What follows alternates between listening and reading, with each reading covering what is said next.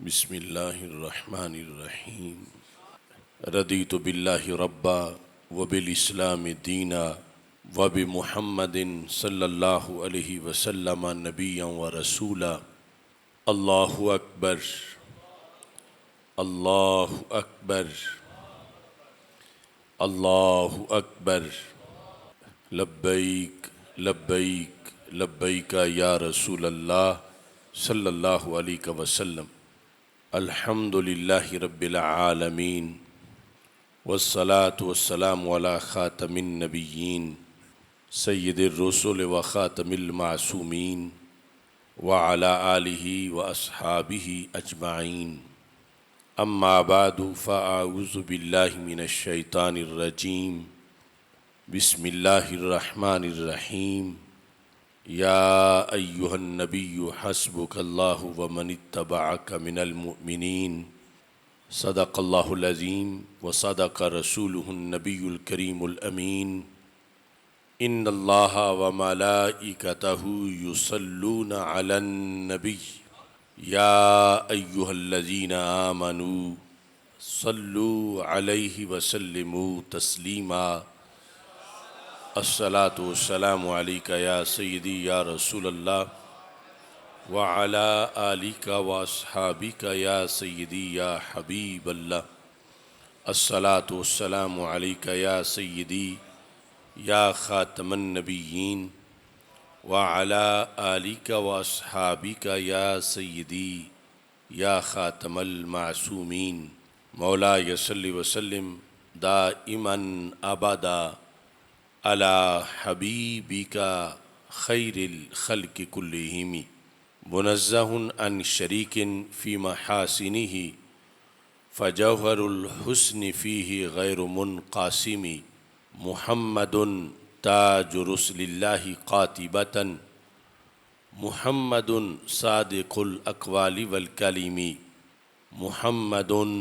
ذکرہ روح لانفسنا محمد شکرہ فرد علی الامم۔ رب صل وسلم دائما ابدا علی حبیبک خیر الخلق کلہم۔ خدایا بحق بنی فاطمہ کہ بر قول ایماں کنی خاتمہ۔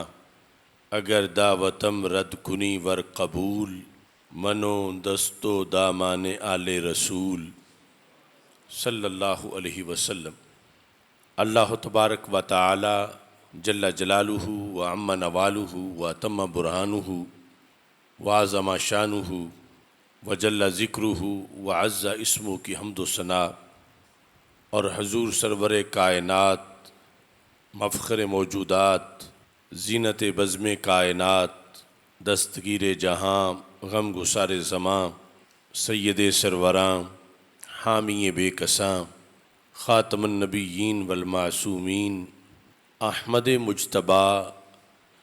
جناب محمد مصطفیٰ صلی اللہ علیہ وآلہ واصحابہ وبارک وسلم کے دربار گہر بار میں ہدیہ درود و سلام عرض کرنے کے بعد السلام علیکم ورحمۃ اللہ وبرکاتہ۔ آپ تمام حضرات کو نیا ہجری سال مبارک ہو۔ اللہ کے فضل و کرم سے آج نئے ہجری سال کا پہلا جمعۃ المبارک ہے۔ اللہ کا کروڑوں بار شکر ہے کہ اس نے ہمیں زندگی میں ایک اور سال عطا کیا ہے۔ میری دعا ہے خالق کائنات جل جلالہ رب ذوالجلال سال گزشتہ میں جو ہم اعمال صالحہ کر سکے انہیں قبول فرمائے، اور اس سال کے اندر ہم سے جو سستی کوتاہی اور غفلت ہوئی اللہ اسے معاف فرمائے، اور یہ جو نیا سال آیا ہے رب ذوالجلال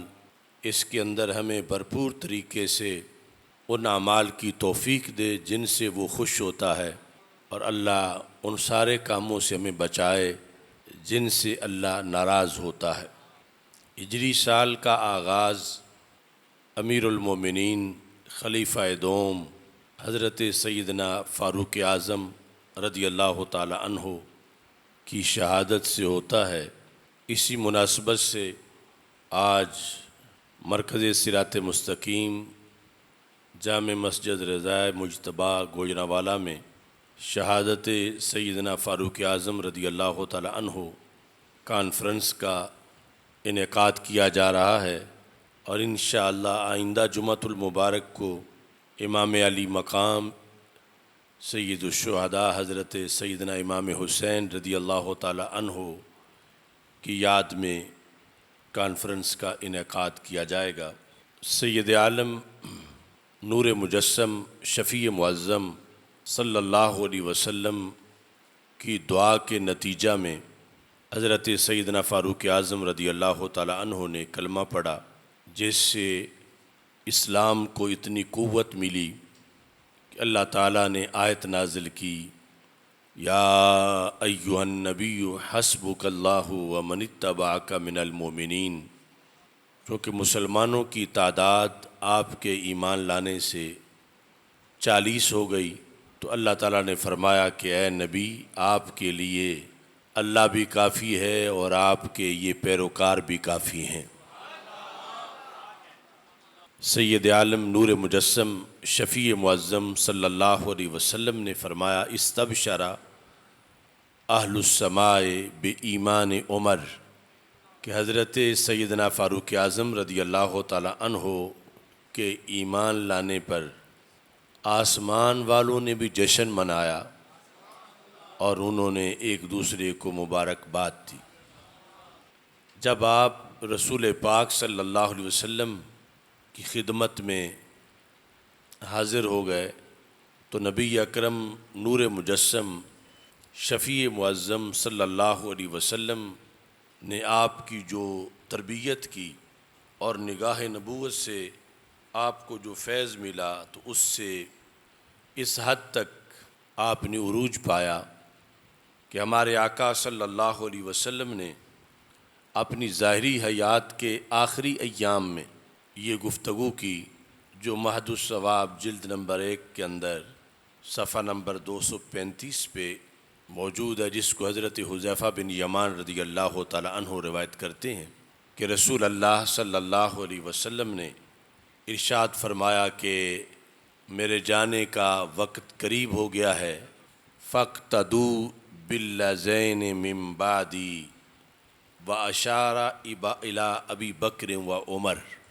کہ نبی اکرم نور مجسم شفیع معظم صلی اللہ علیہ وسلم نے حضرت ابو بکر صدیق اور حضرت عمر فاروق رضی اللہ تعالی عنہما دونوں کی طرف اشارہ کرتے ہوئے فرمایا کہ میرے بعد ان کی اقتداء کرنا اور یہ جو اسلام کے احکام تمہارے سامنے بیان کریں ان کی پیروی کرنا۔ سید عالم نور مجسم شفیع معظم صلی اللہ علیہ وسلم کا دوسرا فرمان، جو کہ مہد الثواب کی دوسری جلد میں 508 صفحے پر موجود ہے، ہمارے آقا صلی اللہ علیہ وسلم ارشاد فرماتے ہیں کہ جب قیامت کا دن ہوگا، اذا کان یوم القیامہ ینادی منادن، قیامت کا دن ہوگا تو منادی یہ اعلان کرے گا، من قبل اللہ، اللہ کی طرف سے، الا لا یرفعن احد کتابہ، اس وقت تک کوئی بھی اپنا نامہ اعمال اپنے ہاتھ میں نہ پکڑے، حتی یرفع عمر بن الخطاب، یہاں تک کہ حضرت عمر بن خطاب رضی اللہ تعالی عنہ اپنا نامہ اعمال اپنے ہاتھ میں پکڑ لیں، فَيُجَاءُ بِكَ، تو رسول اکرم صلی اللہ علیہ وسلم نے حضرت عمر رضی اللہ تعالی عنہ کو مخاطب کرتے ہوئے ارشاد فرمایا کہ عمر، تجھے لایا جائے گا، مبید وجہ کا، درحال کہ تمہارا چہرہ بہت زیادہ روشنی بکھیر رہا ہوگا، تزف الی ربک، تجھے بناؤ سنگھار کے ساتھ تمہارے رب کی طرف روانہ کیا جائے گا، کتابوں کا بے یمینے کا، اور تمہارا نامہ اعمال تمہارے دائیں ہاتھ میں ہوگا۔ یعنی میدان محشر کے اندر جو خصوصی اعزاز ہے حضرت سیدنا فاروق اعظم رضی اللہ تعالی عنہ کا، نبی اکرم نور مجسم شفیع معظم صلی اللہ علیہ وسلم نے اس کا بھی تذکرہ کیا۔ دنیا کے اندر آپ کی بنیاد پر جو اسلام کو غلبہ ملنے والا تھا رسول اکرم صلی اللہ علیہ وسلم کی ظاہری حیات میں، اور رسول اکرم صلی اللہ علیہ وسلم کے وصال کے بعد حضرت عمر رضی اللہ تعالیٰ عنہ کی خلافت میں نبی اکرم نور مجسم شفیع معظم صلی اللہ علیہ وسلم نے اس کا بھی تذکرہ کیا، اور پھر حضرت عمر رضی اللہ تعالیٰ عنہ کی شہادت کا بھی ذکر کیا۔ فرمایا کہ فتنوں کے سامنے ایک دروازہ ہے، اور دروازہ سے مراد حضرت عمر رضی اللہ تعالیٰ عنہ تھے۔ فرمایا کہ جب تک وہ دروازہ قائم رہے گا تو فتنے بند رہیں گے، اور جب وہ دروازہ نہیں رہے گا تو پھر امت میں فتنے پھیل جائیں گے۔ تو حضرت عمر رضی اللہ تعالیٰ عنہ نے رسول پاک صلی اللہ علیہ وسلم سے پوچھا کہ وہ دروازہ کھل جائے گا یا دروازہ ٹوٹ جائے گا؟ تو نبی اکرم صلی اللہ علیہ وسلم نے فرمایا کہ وہ دروازہ ٹوٹ جائے گا۔ تو اس دروازے کا ٹوٹنا یہ شہادت کی خبر تھی حضرت فاروق اعظم رضی اللہ تعالیٰ عنہ کے لحاظ سے۔ راوی جن کے سامنے حضرت عمر رضی اللہ تعالیٰ عنہ نے یہ حدیث روایت کی، ان سے ان کے شاگردوں نے پوچھا کہ کیا وہ حضرت عمر جانتے تھے کہ دروازہ وہ خود ہی ہے کہ جس کے بارے میں رسول اکرم صلی اللہ علیہ وسلم نے خبر دی؟ تو انہوں نے کہا بالکل، حضرت عمر رضی اللہ تعالیٰ عنہ اس سے واقف تھے کہ کس دروازے کی بات ہو رہی ہے اور ٹوٹنے سے مراد کیا ہے۔ حضرت سیدنا فاروق اعظم رضی اللہ تعالیٰ عنہ نے اپنے عہد خلافت کے اندر جو قرآنی نظام تھا، نظام مصطفیٰ صلی اللہ علیہ وسلم، اس کو بھرپور طریقے سے زمین پر رائج کیا۔ یعنی نئے نئے مفتوحہ علاقوں کے لحاظ سے جامع نظام حیات عطا کیا، اور اس سلسلہ میں جو عدل و انصاف کے تقاضے تھے بھرپور طریقے سے وہ پورے کیے، یہاں تک کہ مہد الثواب کی دوسری جلد میں 608 صفحے پر یہ موجود ہے کہ جس وقت بحرین سے مسک اور عنبر کافی مقدار میں یہ خوشبوئیں پہنچیں، کستوری اور عنبر، تو حضرت عمر رضی اللہ تعالی عنہ نے کہا واللہ لوددت انی اجد امرأۃ حسنۃ الوزن تزن لی ھذا الطیب حتی افرقہ علی المسلمین۔ فرمایا یہ خوشبو میں سارے مسلمانوں میں تقسیم کرنا چاہتا ہوں، اور تھوڑی تھوڑی سب کے حصے میں آئے گی۔ میں یہ چاہتا ہوں کہ کوئی ایسی خاتون ہو جو وزن کرنے میں مہارت رکھتی ہوں، اور وہ وزن کر کے اس کی تقسیم کے لیے سب کے حصے بنائیں۔ فقالت لہ امرأتہ عاتکہ، تو حضرت عمر رضی اللہ تعالی عنہ کی زوجہ حضرت عاتکہ رضی اللہ تعالی عنہ نے کہا انا جیدۃ الوزن، وزن کرنے کے لحاظ سے مجھے مکمل صلاحیت حاصل ہے، اور میں جتنا جتنا آپ بتاؤ گے اس لحاظ سے سب کے لیے حصے بنانے کا ذمہ لیتی ہوں، یہ کام میں کروں گی۔ تو آپ نے فرمایا نہیں، یہ میں آپ کو ڈیوٹی نہیں دے سکتا۔ تو انہوں نے پوچھا کس لیے؟ کہ جب آپ نے خود یہ تجویز پیش کی تو جب اور مسلمانوں کی عورتوں میں سے کوئی عورت جو وزن کرنے کی صلاحیت رکھتی ہو وہ کر سکتی ہے تو میں یہ کام کیوں نہیں کر سکتی؟ مجھے یہ اعزاز کیوں نہیں دیا جائے گا کہ میں یہ مال غنیمت تقسیم کروں مسلمانوں کے درمیان۔ قال اخشى ان تأخذیہ ہاکذا، آپ نے اپنا ہاتھ جو ہے وہ دونوں انگلیاں اپنے کانوں میں اس طرح ڈالیں اور فرمایا کہ مجھے خطرہ ہے کہ وزن کرتے کرتے جس طرح عام بندے کو عادت ہوتی ہے کہ خوشبو ہاتھوں کو لگے تو وہ اپنی گردن کو لگا دیتا ہے یا چہرے پہ مل لیتا ہے، تو اتنی اگر آپ نے اپنے چہرے پہ مل لی یا گردن پہ لگا لی، فَأَصَبْتِ فَضْلًا عَلَى الْمُسْلِمِينَ، تو پھر جو تمہارا حصہ ہے اس سے زائد تمہاری طرف چلی جائے گی۔ اور میں نے یہ نہیں چاہتا کہ امیر المومنین کی بیوی جو ہے وہ اتنا زائد حصہ بھی عام مسلمان عورتوں کے مقابلے میں حاصل کرے، تو اس بنیاد پر آپ کے علاوہ اگر کوئی خاتون یہ ذمہ داری لے گی تو میں اس کو یہ ذمہ داری عطا کروں گا۔ دوسرے مقام پر یہ ہے کہ حضرت عمر رضی اللہ تعالی عنہ نے کوفہ کے بارے میں جب مسلسل کوفہ کے گورنر بدلنے پڑ رہے تھے اور مخصوص طرز کے لوگ تھے کوفہ کے، تو حضرت حسن بصری کہتے ہیں کہ حضرت عمر رضی اللہ تعالیٰ عنہ نے اپنی شورا میں ایک دن یہ کہا کہ اعیانی اہل الکوفہ، کوفہ والوں نے مجھے تھکا دیا ہے، ان استعملت علیہم لینا استضعفوہ، اگر میں ان پر کوئی نرم مزاج بندہ گورنر بناتا ہوں تو یہ اس کی نرمی سے غلط فائدہ حاصل کرتے ہیں، اور ان کا جو طرز عمل یہ ہوتا ہے کہ یہ سیدھے تب ہوں گے کہ سخت بندہ ان پر کوئی لگایا جائے۔ وَإِنِ اسْتَعْمَلْتُ عَلَيْهِمْ شَدِيدًا، اور جب میں بدل کے ان پر کوئی سخت مزاج لگاتا ہوں شکو ہو، تو پھر یہ شکایتوں کی بھرمار کر دیتے ہیں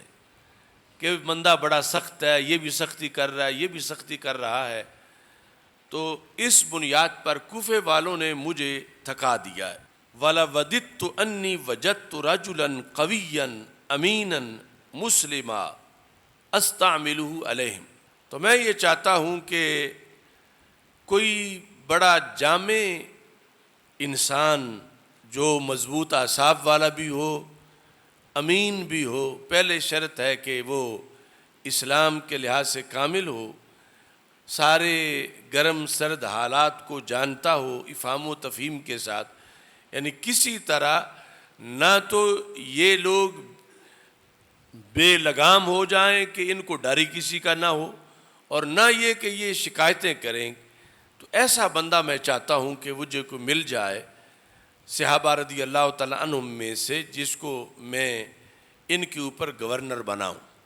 فقال رجل یا امیر المومنین انا واللہ ادلک علی الرجل القوی الامین المسلم، تو ایک شخص نے کہا کہ مجھے معلوم ہے ایک بندہ میں بتاتا ہوں، یہ ساری شرطیں اس میں موجود ہوں گی، مسلم بھی ہے، قوی بھی ہے، امین بھی ہے، تو آپ اس کو کوفے پر گورنر بنا دیں۔ فَأَثْنَى عَلَيْهِ عمر، تو حضرت عمر رضی اللہ تعالی عنہ نے اس بندے کو اپریشیٹ کیا کہ تم نے تو میری مشکل حل کر دی، اگر تمہارے پاس یہ ساری شرائط والا ایسا بندہ ہے۔ من ہوا، بتاؤ وہ کون ہے؟ قال عبداللہ بن عمر، اس نے کہا کہ آپ کے بیٹے صاحبزادے حضرت عبداللہ بن عمر رضی اللہ تعالیٰ عنہ، ان کے لحاظ سے یہ میرٹ پورا ہے، اور انہیں اگر بنایا جائے گا تو بہترین طریقے سے کوفے کا نظام چلائیں گے۔ تو یہ ہے کہ کوفے والے نے کمزور سمجھیں گے اور نہ کوئی ایسی سختی کا معاملہ ہوگا۔ تو حضرت عمر رضی اللہ تعالی عنہ نے اس شخص کی تجویز صرف مسترد نہ کی بلکہ اس کو جھڑکی بھی دی۔ آپ نے فرمایا کہ میں نے تو اس کے علاوہ کسی کا ارادہ کیا تھا، یعنی میرے بیٹے کے لحاظ سے تو مجھے خیال بھی نہیں تھا، اور اس بنیاد پر کہ آپ نے تجویز کیا میں ان کو وہاں گورنر کے طور پر نہیں بھیجوں گا، اگر ان کے علاوہ کوئی تمہارے پاس ایسی شخصیت ہے تو انہیں کوفہ کے اندر نظام چلانے کے لیے میں بھیجوں گا۔ چونکہ آپ اللہ تعالیٰ سے اکثر یہ دعا مانگتے تھے کہ مجھے ایسے رجال کی ضرورت ہے کہ جو زمین پر نظام عدل قائم کریں۔ چونکہ ایک موقع پر جب آپ دوستوں کے ہمراہ بیٹھے تھے تو آپ نے پیشکش کی سب کے آگے کہ آج تمہارے دلوں میں جو بھی سب سے بڑی حاجت ہے اور ڈیمانڈ ہے تم دعا کی شکل میں اللہ کے سامنے پیش کرو۔ تو باقی سب جو تھے انہوں نے صدقہ و خیرات کی جو فضیلت ہے اس کو پیش نظر رکھتے ہوئے یہ کہا کہ نتمنى مل البیت الذی نحن فیہ، کہ یہ جس گھر میں ہم بیٹھے ہیں یہ سونے چاندی سے بھر جائے اور یہ سارا سونا چاندی ہم اللہ کے راستے میں خرچ کر دیں۔ ہم یہ چاہتے ہیں کہ اس طرح لوگوں کی حاجت بھی پوری ہو جائے اور جو غربت ہے وہ دور ہو جائے اور ہمیں ثواب مل جائے۔ تو اگرچہ یہ بہت اچھی تمنا تھی، لیکن حضرت عمر رضی اللہ تعالی عنہ نے کہا لیکن اتمنى رجالا مثل ابی عبیدہ و حذیفہ بن یمان، کہ میں تو اللہ سے یہ دعا مانگتا ہوں کہ مجھے سونا چاندی نہیں چاہیے، مجھے حضرت معاذ بن جبل جیسے سیاستدان چاہیے اور حضرت حذیفہ بن یمان جیسے ہستیاں کہ جن کو مفتوحہ علاقوں میں گورنر بناؤں تو زمین پر اللہ کا نظام وہ قائم کریں اور کوئی شکایت نہ ہو اور عدل کے تقاضے پورے ہو سکیں۔ حضرت سیدنا عمر رضی اللہ تعالی عنہ آپ کی زندگی میں جو رعایا کی خدمت کا جذبہ تھا اس کا انداز بھی دنیا بھر کی جو جمہوریتیں ہیں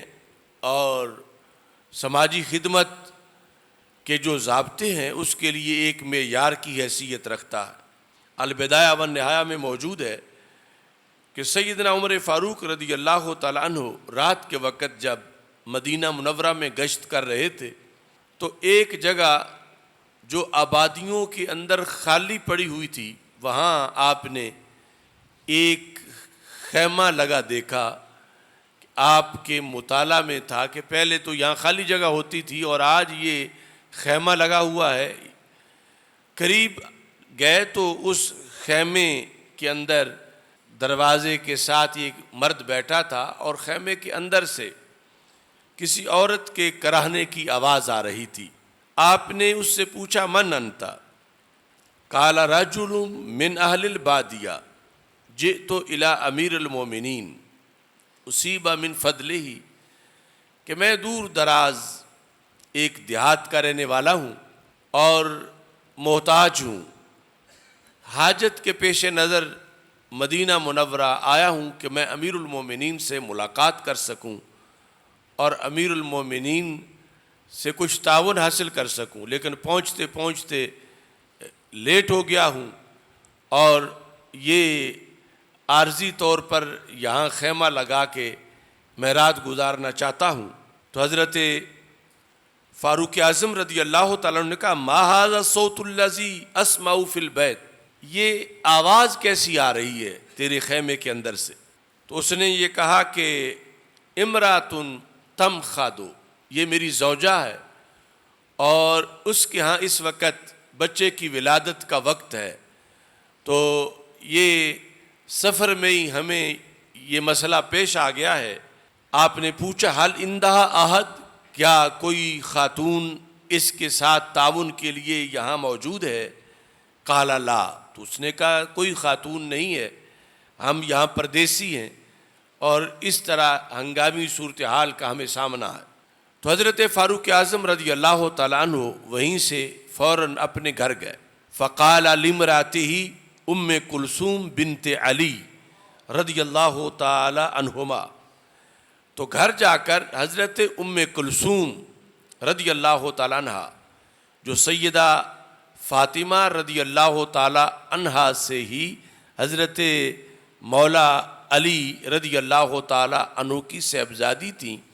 اور حضرت عمر فاروق رضی اللہ تعالیٰ عنہ کی زوجہ تھیں، ان سے جا کر کہا حل لک فی اجر ساقہ اللہ الیک،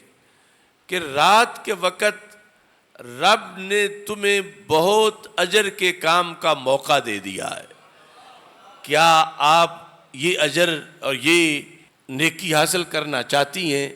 کہ اچانک جس کا آپ کے لیے موقع بن گیا ہے، اور ساری تفصیل سیدہ ام کلثوم رضی اللہ تعالی عنہا کے سامنے بیان کی۔ انہوں نے کہا نعم ان شئتا، اگر آپ چاہتے ہیں تو میں اس کام کے لیے تیار ہوں کہ میں اس پردیسی خاتون کے ساتھ جا کر تعاون کروں۔ تو حضرت فاروق اعظم رضی اللہ تعالی عنہ نے فرمایا فخذی معک ما یصلح المرء لولادتها، کہ جو بھی ایسے موقع پر عورتوں کو چیزیں درکار ہوتی ہیں گھر سے وہ ساری چیزیں لے لو، اور ساتھ ایک ہنڈیا بھی لے لو، اور وشحم وحبوب، مختلف قسم کے جو اناج کے دانے ہیں اور چربی ہے وہ بھی لے لو۔ جس وقت زوجہ محترمہ کو ساتھ لے کر حضرت ام کلثوم رضی اللہ تعالی عنہا کو ساتھ لے کر رات اس خیمے کے پاس پہنچے، خود وہ دیگچہ اٹھایا ہوا تھا اور حضرت ام کلثوم رضی اللہ تعالی عنہا امیر المومنین کے پیچھے چلتی جا رہی تھیں۔ وہاں پہنچے تو فرمایا کہ ادخلی الی المرأة، آپ اندر خیمے میں چلی جائیں، وجاء حتی قعد الی الرجل، اور خود اس مرد کے پاس بیٹھ گئے۔ فقال له اوقد لی نارا، کہ آپ آگ جلائیں، اس نے آگ جلائی۔ فاوقد تحت البرمہ حتی انضجها، تو امیر المومنین نے اس فیملی کے لیے کھانا پکانا شروع کیا۔ اتنے میں اس عورت کے ہاں بچے کی ولادت ہوئی۔ یہ پردیسی شخص یہ نہیں جانتا تھا کہ یہی عمر فاروق رضی اللہ تعالی عنہ ہیں کہ جن سے ملنے کے لیے میں نے سفر کیا تھا اور میں لیٹ ہو گیا تھا۔ اسے پتہ تب چلا کہ جب حضرت ام کلثوم رضی اللہ تعالی عنہا نے اندر سے آواز دی، کہنے لگیں یا امیر المومنین بشر صاحبک بغلام، یہ اپنے پاس بیٹھے ہوئے مرد کو بیٹے کی خوشخبری سنا دو کہ اس کی زوجہ کے ہاں بیٹے نے جنم لیا ہے، اللہ تعالیٰ نے ان پہ بڑی مہربانی کی ہے، ان کو بیٹے کی امیر المومنین خوشخبری سنا دیں۔ فلما سمع الاعرابی بامیر المومنین، جب اس دور سے آئے ہوئے عرابی نے، بدو نے یہ سنا کہ یہی امیر المومنین ہے اور یہ ان کی زوجہ ہیں کہ جنہوں نے میرے گھر میں زوجہ کی خدمت کی اور خود انہوں نے ہمارے لیے کھانا پکایا، کأنہ ہابہ، تو وہ خوف زدہ ہوا کہ امیر المومنین اور یہ ساری صورتحال کہ میرے لیے اتنا کچھ انہوں نے اہتمام کیا، فجعل یتنہا عنہ، تو وہ چاہنے لگا کہ میں کہیں دائیں بائیں ہو جاؤں، غائب ہو جاؤں، کہ امیر المومنین اب یہاں سے چلے جائیں تو پھر میں آؤں۔ فقال له مکانک کما انت، تو حضرت عمر رضی اللہ تعالی عنہ نے فرمایا کہ جہاں بیٹھے ہو بیٹھے رہو، میں تمہیں یہاں سے بھیجنے نہیں آیا بلکہ تمہاری خدمت کے لیے آیا ہوں۔ مکانک، اپنی جگہ بیٹھے رہو۔ فجعل البرمۃ فوضع علی الباب، سب سے پہلے تو وہ دیگچہ اٹھا کر خیمے کے دروازے پہ رکھا۔ ثم قال اشبعیہا، تو اپنی زوجہ محترمہ سے کہا کہ اس خاتون کو یہ جو میں نے اس کے لیے کھانا تیار کیا ہے سیر کر کے اسے کھلاؤ۔ ففعلت، انہوں نے اس کو ڈال کے دیا، اس نے کھانا کھایا۔ پھر حضرت سیدہ ام کلثوم رضی اللہ تعالی عنہا نے وہ دیگچا اٹھا کے خیمے کے دروازے پہ رکھا، اور فقام عمر، تو حضرت عمر رضی اللہ تعالی عنہ اٹھ کے کھڑے ہوئے، فاخذها فوضعها بین یدی الرجل، آپ نے خود اٹھا کے اس اجنبی بدو کے سامنے وہ دیگچا رکھا اور فرمایا کل ویحک، اللہ تجھ پہ فضل و رحم کرے، کھا لو، فإنک قد سحرت من اللیل، تم پچھلی رات سے بھی جاگ رہے ہو، وقال لامرأتہ، اور پھر اپنی زوجہ محترمہ سے کہا اخرجی، وقال للرجل اذا کان غدا فاتنا نأمر لک بما یصلحک، کہا کہ زوجہ محترمہ سے کہ ہمارا جو کام تھا ہم نے مکمل کر لیا، اب باہر تشریف لائیں تاکہ ہم چلے جائیں۔ اور اس شخص نے جو کہا کہ جو تمہاری حاجت ہے اس کے لیے صبح مجھ سے ملاقات کرنا تاکہ میں مزید تمہارے ساتھ تعاون کروں۔ یہ تھا انداز رعایا کی خدمت کے لحاظ سے۔ وہ کوئی ایک دو واقعات نہیں بلکہ بہت سے اس طرح کے واقعات ہیں جو حضرت فاروق اعظم رضی اللہ تعالی عنہ کی جو سیاست مدنی ہے اس پر دلالت کرتے ہیں۔ اس میں آپ نے اپنے سیاست کے فیصلوں کے اندر کوئی بڑا تھا یا چھوٹا، عدل و انصاف کے سامنے کسی کو بھی حجاب نہیں بننے دیا۔ ایک موقع پر جب آپ مکہ مکرمہ گئے ہوئے تھے، فاقبل اہل مکہ، تو آپ کو دیکھ کر اہل مکہ اکٹھے ہوئے، فقالوا یا امیر المومنین ان ابا سفیان رضی اللہ تعالی عنہ ابتنا دارا فحبس عنا مسیل الماء لیہدم منازلنا۔ چونکہ حضرت ابو سفیان رضی اللہ تعالیٰ عنہ کلمہ پڑھنے کے بعد بھی مکہ مکرمہ میں ہی رہتے تھے، تو انہوں نے کوئی مکان تعمیر کیا جس سے قریب والی آبادی متاثر ہو رہی تھی۔ اس آبادی کے لوگ حضرت عمر رضی اللہ تعالیٰ عنہ کو دیکھ کر مکہ مکرمہ میں آپ کے پاس آئے اور کہنے لگے کہ ابو سفیان رضی اللہ تعالیٰ عنہ نے یہ مکان بنایا ہے، جس مکان نے جو برساتی پانی ہے اس کو آگے سے روک دیا، تو اب نتیجے میں یہ پانی ہمارے گھروں کی طرف جائے گا اور ہمارے مکان گر جائیں گے، تو آپ ان کو کہو کہ یہ یہاں سے پانی کا رستہ بنائیں اور ہمارے گھر اس طرح محفوظ ہوں گے۔ فاقبل عمر وماہ درہ، اکثر آپ کوڑا اپنے ہاتھ میں رکھتے تھے، آپ اس مکان کے پاس پہنچے اور حضرت ابو سفیان رضی اللہ تعالیٰ عنہ کو بلایا۔ قد نصب احجارا، انہوں نے بڑے بڑے پتھر لگا کر وہ جگہ ساری بند کی ہوئی تھی۔ فقال ارفع ھذا، تو کہا کہ نشانی لگا کر کہ یہ پتھر سائڈ پہ کرو، فرفعہ، انہوں نے سائڈ پہ کیا۔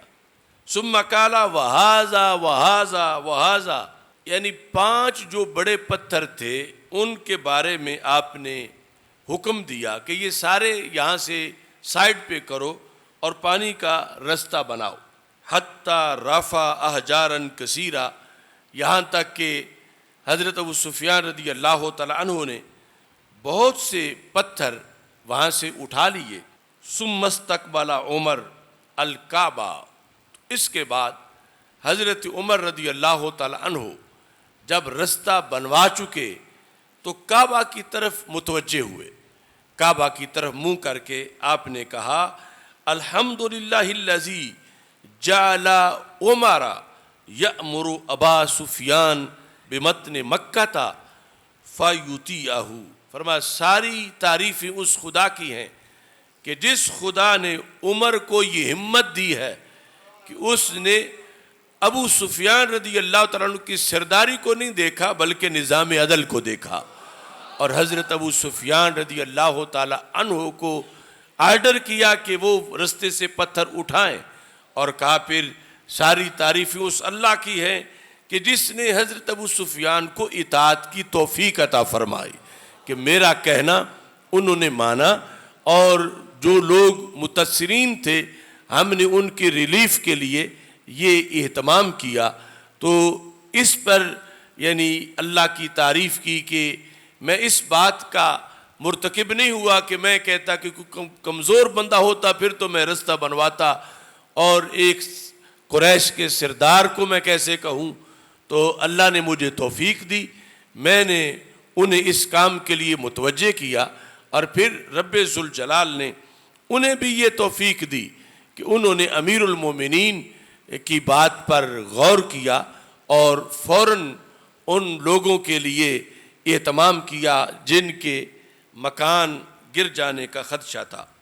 حضرت ابو سفیان رضی اللہ تعالی عنہ آپ نے رعایا کے لیے ان کے حالات معلوم کرنے کے لیے مختلف قسم کے اہتمام کر رکھے تھے، اور اس میں آپ نے ایک موقع پر یہ اعلان بھی کیا، اگرچہ اس پر مکمل عمل تو نہ ہو سکا اور اتنے میں وصال ہو گیا، آپ فرمانے لگے لئن عشت، اگر میں زندہ رہا انشاءاللہ لأسیرن فی الرعیۃ ہولا، فرمایا ایک پورا سال میں اسلامی سلطنت میں گشت کروں گا، پورا سال میں وہ سفر پہ رہوں گا، اور میں بھیس بدل کر یا ویسے خود ڈائریکٹ رعایا کے حالات کو معلوم کروں گا۔ اور اس کے لحاظ سے فرمایا کہ فَإِنِّي أَعْلَمُ أَنَّ لِلنَّاسِ حَوَائِجَ تُقْطَعُ دُونِي، میں جانتا ہوں کہ لوگوں کی کچھ حاجات ہیں، یعنی اگرچہ میں نے دروازے پہ دربان بھی کھڑا نہیں کیا ہوا اور جو آتا ہے وہ مجھ کو مل لیتا ہے، لیکن اس کے باوجود کچھ لوگوں کی مجھ تک جو رسائی ہے وہ مشکل ہے، اور وہ جو چاہتے ہیں مجھے کہہ نہیں سکتے، مجھ تک پہنچ نہیں سکتے۔ تو وَأَمَّا عُمَّالُهُمْ فَلَا يَدْفَعُونَهَا إِلَيَّ، جو ان کے علاقے کے ذمہ داران ہیں اسلامی سلطنت کے، وہ ان میں سے ہر ایک کے جو مطالبات ہیں وہ مجھ تک پہنچاتے نہیں، یعنی اتنی تفصیل کے ساتھ بندے بندے کا مطالبہ مجھ تک آتا نہیں۔ وَأَمَّا هُمْ فَلَا يَصِلُونَ إِلَيَّ، خود وہ پہنچ نہیں سکتے اور کوئی ان کے مطالبات بھرپور طریقے سے پہنچاتا بھی نہیں۔ فَأَسِيرُ، تو اس بنیاد پر میں یہ چاہوں گا کہ میں باقی سارے کام چھوڑ کے ایک سال میں پورا سفر میں گزاروں اور میں رعایا سے خود ملاقاتیں کروں۔ فَأَسِيرُ إِلَى الشَّامِ فَأُقِيمُ بِهَا شَهْرَيْنِ، میں شام کا دورہ کروں اور 2 مہینے میں شام میں رہوں، یعنی پرانے جغرافیہ کے مطابق فلسطین اور اردن یہ سارا شام ہی کا علاقہ شمار ہوتا تھا، اور جو اب شام ہے وہ بھی، اور اس کے علاوہ جو یہ قریب جو ریاستیں ہیں۔ اور فرمایا ثم اسیر الی الجزیرہ، پھر میں جزیرہ چلا جاؤں گا، فاقیم بہا شہرین، وہاں بھی 2 مہینے گزاروں گا۔ ثم اسیر الی الکوفہ فاقیم بہا شہرین، پھر میں کوفے کا سفر کروں گا اور اس کے گرد و نواح میں 2 مہینے گزاروں گا۔ ثم اسیر الی البصرہ، اس کے بعد بصرہ اس کے گرد و نواح کے اندر میں وقت گزاروں گا۔ یعنی اتنی آپ کو تڑپ تھی کہ کوئی بندہ ایسا نہ رہ جائے کہ جو اس کے کوئی مطالبات ہوں اور میں بے خبر رہوں ان باتوں سے، اور وہ اسی طرح ہی اپنے مطالبات لے کے کڑتا ہوا دنیا سے چلا جائے۔ تو میں یہ چاہتا ہوں کہ میں خود دورہ کر کے سب کے حالات معلوم کروں اور اس کے مطابق نظام عدل کے اندر مزید بہتری لاؤں۔ اس میں سے کچھ علاقوں کا دورہ آپ نے کیا بھی تھا، لیکن مکمل دورے سے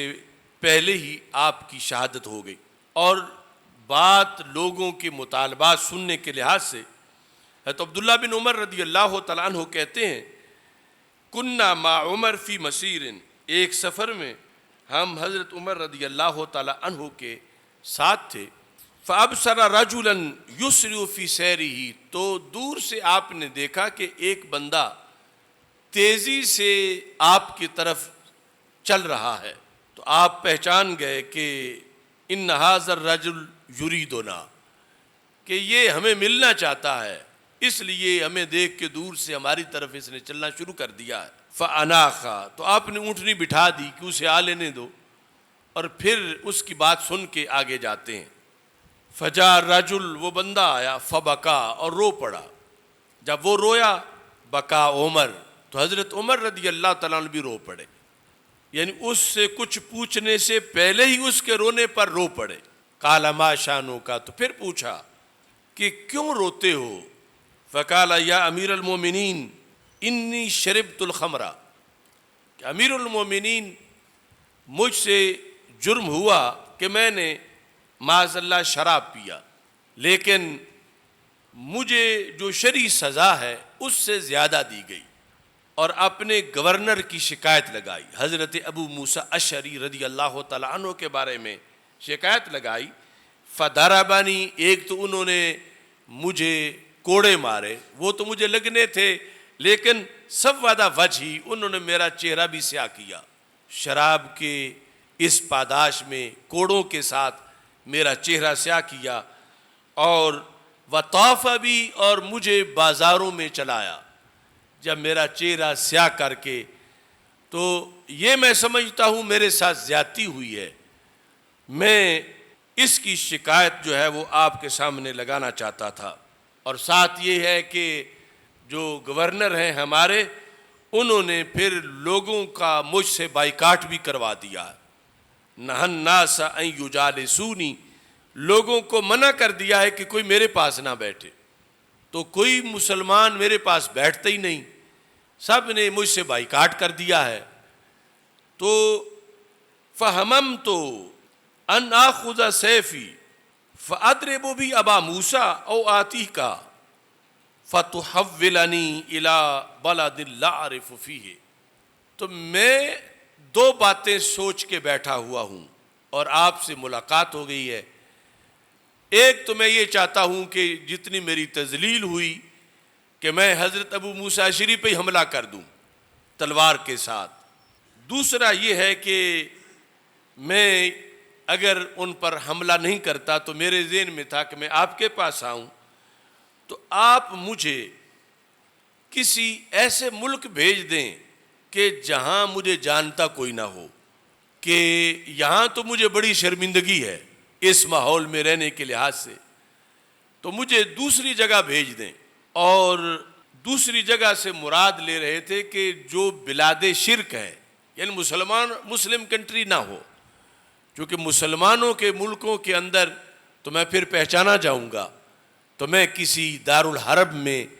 مشرکوں کے دیش میں چلا جاؤں آپ سے اجازت لے کر، یہ میرے دل میں تھا، تو اس لیے میں اب آپ سے ملا ہوں، تو اب آپ میرے لیے کیا حکم کرتے ہیں؟ فبکا عمر، آپ دوبارہ رو پڑے۔ وقال ما یسرنی انک لحقت بارض شرک وان لی قضا و قضا، فرما میرے نزدیک کسی مسلمان کا مشرکوں کے دیش میں جانا اتنا کبھی کام ہے، اگر مجھے کروڑوں خزانے بھی کوئی دے دے تو ان خزانوں کے عوض بھی میں اپنا بندہ کافروں کے دیش میں نہیں بھیجوں گا، تو میں کیسے اجازت دے سکتا ہوں؟ یعنی یہ جو آج ہمارے لیے بہت سے مسائل پیدا ہوئے کہ ویسٹ کے شیطان گستاخیاں کرتے ہیں اور پھر ہم کچھ کر نہیں سکتے، کہ ہمارے اتنے بندے وہاں پر ہیں اور وہ بھی چوڑے ہوئے ہیں کہ اگر انہوں نے کچھ کیا تو اتنی آبادی تو ان کی پہلی ہمارے قبضے میں ہے۔ یعنی اصل دارالاسلام چھوڑ کے دارالکفر جانا یہ جہاد کے لیے تھا یا تبلیغ کے لیے تھا؟ روزگار کے لیے مسلمانوں کے دیش میں اسے چھوڑ کر دوسرے دیش میں مستقل اقامت اختیار کرنا،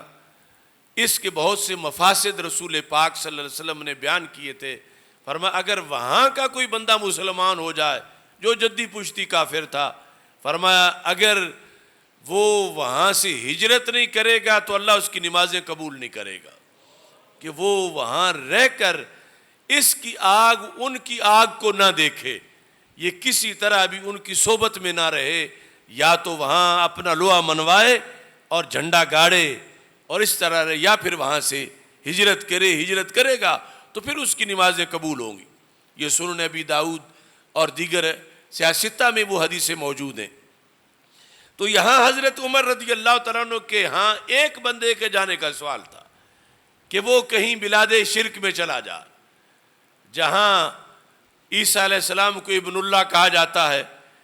یا جہاں بت پرستی کی جاتی ہے۔ ایک بندے کے جانے کا ثواب تھا۔ آپ نے فرمایا کروڑوں خزانے مجھے کوئی دے دے اس تیرے عوض میں اور تجھے وہاں بھیجنا چاہے تو میں تو پھر بھی اجازت نہیں دوں گا، مفت میں کیسے تجھے جانے دوں۔ اور فرمانے لگے کہ یہاں کی صورتحال، اس کی بنیاد پر آپ نے فرمایا کہ میں تمہارے لیے یہ جو موجودہ صورتحال ہے اس میں تبدیلی لاتا ہوں۔ ثم کاتب الی ابی موسیٰ، پھر حضرت ابو موسیٰ اشعری رضی اللہ تعالیٰ عنہ کو خط لکھا، فرما ان فلانا اتانی، فلاں بندہ میرے پاس آیا، فذکر کذا و کذا، اور اس نے یہ صورتحال اپنی بیان کی ہے۔ فَإِذَا أَتَاكَ کتابی، یعنی آپ کو یقین ہو گیا کہ بندہ سچ بول رہا ہے اور اس سے یہ زیادتی ہوئی ہے۔ فَإِذَا أَتَاكَ کتابی هَذَا فَأْمُرِ النَّاسَ أَن يُجَالِسُوهُ وَأَن يُخَالِطُوهُ، جو ہی میرا خط آپ تک پہنچے تو آپ آرڈر دے لوگوں کو کہ وہ اس کے پاس بیٹھا کریں، وَأَن يُخَالِطُوهُ، اور اس کے ساتھ اپنے تعلقات رکھیں، اسے یہ نہ لگے کہ میں اجنبی ہوں، یعنی یہ آپ نے اس پر اضافہ کیا ہے، جو شرعی حد ہے اس سے بڑھ کر آپ نے سزا دی ہوئی ہے۔ اس کے لیے بیرون ملک کسی دوسرے شرک کی ملک میں جانا تو جائز نہیں، لیکن اس کے لیے یہ بھی جائز نہیں کہ اس سے لوگ بائیکاٹ کریں۔ اور ساتھ یہ کہا وَإِن تَابَ، اگر یہ پکی توبہ کر چکا ہے یا تمہارے سامنے آئندہ شراب کے لحاظ سے پکی توبہ کرے تو فَاقْبَلْ شَهَادَتَهُ، پھر اس کو